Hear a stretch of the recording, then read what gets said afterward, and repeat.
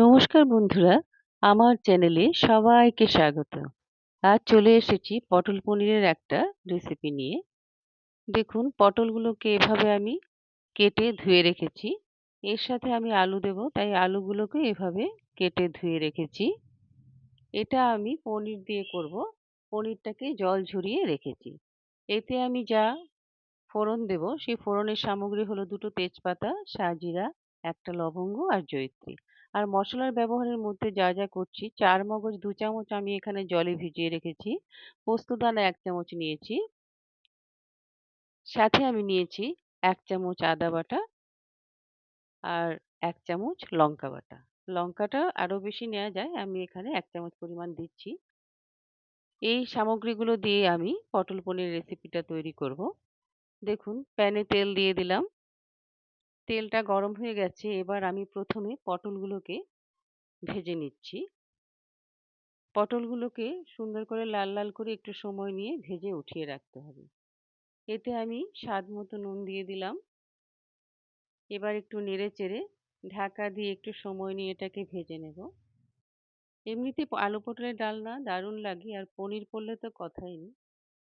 এবার ঢাকা দিয়ে ভেজে নিচ্ছি। এদিকে আমি 4 মগজটাকে বেটে দেখুন উঠিয়ে রাখলাম। পোস্তদানাকেও ভালো করে ধুয়ে বেটে উঠিয়ে রাখছি। এই দেখুন পোস্ত বাটা আমার। এদিকে আমার পটলটা প্রায় ভাজা হয়ে এসেছে। একটু নেড়েচেড়ে আর একটু ভাজা হলে উঠিয়ে রাখবো। দেখুন পটল ভাজা হয়ে গেছে, আমি উঠিয়ে নিলাম। এবার প্যানে আরেকটু পরিমাণ তেল দিয়ে প্রথমে আমি ফোড়নগুলো দিয়ে দিচ্ছি। দিয়ে আলুটাকে ভেজে নেব। স্বাদ মতো নুন দিয়ে দিলাম। আলুটা একটু সময় নিয়ে লাল লাল করে ভেজে নিতে হবে। অবশ্যই জানাবেন আপনারা কে কে পছন্দ করেন পটল পনিরের তরকারি। এবার আমি ঢাকা দিয়ে এটাকে সুন্দর করে ভেজে নেব। দেখুন, এভাবেই সবাই আমার সঙ্গে থাকুন।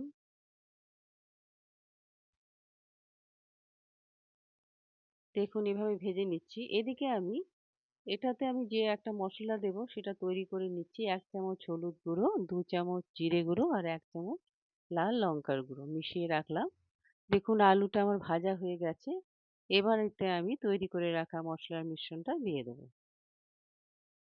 মশলার মিশ্রণটা দিয়ে একে একে আমি সমস্ত মশলাগুলো একে একে দিয়ে দিচ্ছি। আদা বাটা দিয়ে দিলাম, কাঁচা লঙ্কা বাটাও দিয়ে দিলাম। আবার একটু নেড়ে চেড়ে দেখুন, এবার আমি এতে মগজ বাটাটাও দিয়ে দিচ্ছি। মগজ বাটা দিয়ে একটু নেড়ে তারপর পোস্ত বাটা দিতে হবে এটাতে। দেখুন দিয়ে দিলাম। সাথে ভেজে রাখা পটল দিয়ে পনিরটাকেও দিয়ে দিলাম। আমি পনিরটা এভাবেই ব্যবহার করি, ভেজে নিই না। এটার সাথে একটুক্ষণ ভেজে তারপর এটাতে আমি ঝোলটা দেব। এখানে আমি 2টো কাঁচা লঙ্কা দিলাম আর আধা কাপ দুধের ব্যবহার করেছি। সাথে আমি 1 কাপ পরিমাণ জলও দিলাম। এবার সমস্ত কিছু একসাথে মিশিয়ে দিলাম। গরম মশলার গুঁড়ো দিয়ে দিলাম আর চিনি দিয়ে দিলাম। যদিও এটা অপশনাল, যারা পছন্দ করেন না দেবেন না। এবার সমস্ত কিছু দিয়ে এটাকে আমি একটু নেড়েচেড়ে ভালো করে ঢেকে দেবো একটু সময়ের জন্য। এটা প্রায় হয়ে এসেছে। ভাজতে ভাজতে সমস্ত কিছু সুন্দর সেদ্ধ হয়ে গেছে। এবার আমার মনে হয়েছে একটু নুন লাগবে, তাই একেবারে নুনও দিয়ে দিলাম। দেখুন রংটাও খুব সুন্দর এসেছে। আর আলু পটল মোটামুটি সেদ্ধই হয়ে গেছে। একটুক্ষণ রেখে আমি এটাকে নামিয়ে নেব।